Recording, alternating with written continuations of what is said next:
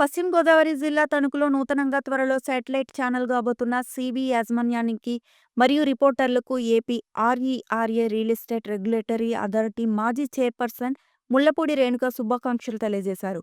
మరియు ఆమె మాట్లాడుతూ బీజేపీ ప్రభుత్వం ఆధ్వర్యంలో భారతదేశం ఎంతగానో అభివృద్ధి చెందిందని, ప్రధాని మోడీ ప్రపంచంలోనే అత్యంత శక్తిగా భారతదేశాన్ని తీర్చిదిద్దడానికి ఎంతగానో కృషి చేస్తున్నారని ముళ్లపూడి రేణుక అన్నారు.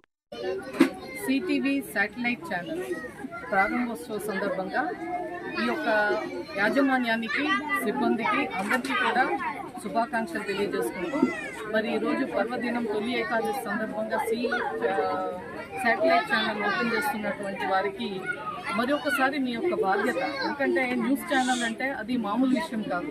న్యూస్ ఛానల్ యొక్క ముఖ్య ఉద్దేశం సమాజంలో జరుగుతున్నటువంటి మంచిని కూడా తెలియజేయాలి. కొద్ది చెడు ఏవో జరుగుతున్నటువంటి అవే కాదు, మంచి కూడా మామూలుగా పెద్దలు చెప్తూ ఉంటారు, మంచిని మైక్లో చెడుని చెవులో చెప్పమన్నారు. కాబట్టి మంచిని ఎక్కువగా ముందుకి ప్రజల్లోకి తీసుకెళ్లవలసినటువంటి అవసరం ఉంది. సమాజంలో జరుగుతున్నటువంటి మంచి విజేతల గురించి కానీ, సక్సెస్ స్టోరీస్ కానీ ఇవన్నీ కూడా మీరు బయటికి తీసుకురావాలని చెప్పి కోరుకుంటూ మీ అందరికీ కూడా శుభాకాంక్షలు.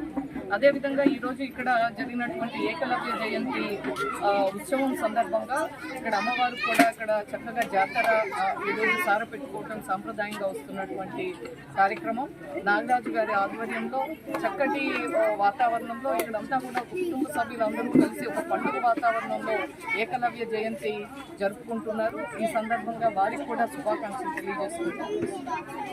చూసుకుంటే కనుక మోదీ పరిపాలన అభివృద్ధి చెందుతుందని చెప్పేసి ప్రశంసలు కురిపించి మొన్న ఆఫ్రికా కూడా మోదీ గారికి మెడల్ అందించారు. అది మీకు ఎంతవరకు అభివృద్ధి చెందిన దేశం అని మొట్టమొదటి నుంచి మీరు అనుకున్నారు? మోడీ గారి పర్యటన ఇప్పుడు జరుగుతూ ఉంది. 8 రోజుల పాటు 5 దేశాల్లో, ఆఫ్రికన్ కంట్రీస్లో జరుగుతూ ఉంది. మరి ఎప్పుడు కూడా గతంలో మనం చూసాం, కాంగ్రెస్ పార్టీ ఆధ్వర్యంలో ప్రధానమంత్రులు ఇతర దేశ పర్యటనలు చేశారంటే అది కేవలం మొక్కుబడిగా ఉండేవి, ఏదో ఒక దౌత్య సంబంధాలకు సంబంధించినటువంటి వరకే పరిమితం అయ్యేటువంటి రోజు. కానీ ఈరోజు నరేంద్ర మోడీ గారు గతంలో ప్రధానమంత్రులు వెళ్ళనటువంటి దేశాలు, చిన్న దేశాలు, దాదాపు ప్రపంచంలో ఉన్నటువంటి ప్రధానమైనటువంటి దేశాలన్నిటినీ కూడా పర్యటన చేస్తూ కేవలం దౌత్య సంబంధాలే కాదు, ఆ యొక్క దేశాలతో మనం వ్యాపార సంబంధాలు, ఒకప్పుడు అమెరికా ఆఫ్రికన్ కంట్రీస్ మీద ఆధిపత్యం కొనసాగించేది, వారి ఆధ్వర్యంలో ఉండేది. ఆ తర్వాత వారికి తగ్గిపోయింది. ఇప్పుడు అమెరికన్ వారిది ఆధిపత్యం అనేది ఆఫ్రికన్ కంట్రీస్లో తగ్గింది. తర్వాత చైనా వెళ్ళి ఇప్పుడు అక్కడ పెట్టుబడులు పెడతాము.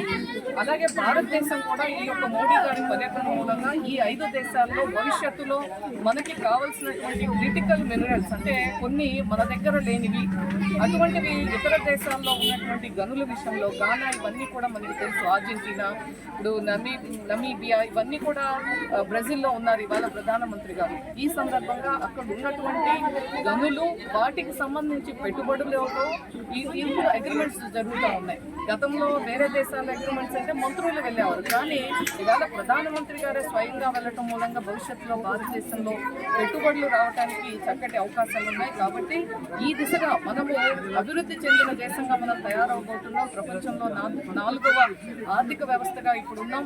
రాబోయే 3-4 సంవత్సరాల్లో 3వ ఆర్థిక శక్తిగా మనం వెళ్ళాలి అనేటువంటిది ఒక లక్ష్యంగా పెట్టుకుని ఇవాళ నరేంద్ర మోడీ గారు పనిచేస్తున్నటువంటి సందర్భంలో వారికి కూడా శుభాకాంక్షలు తెలియజేస్తాం. Thank you madam.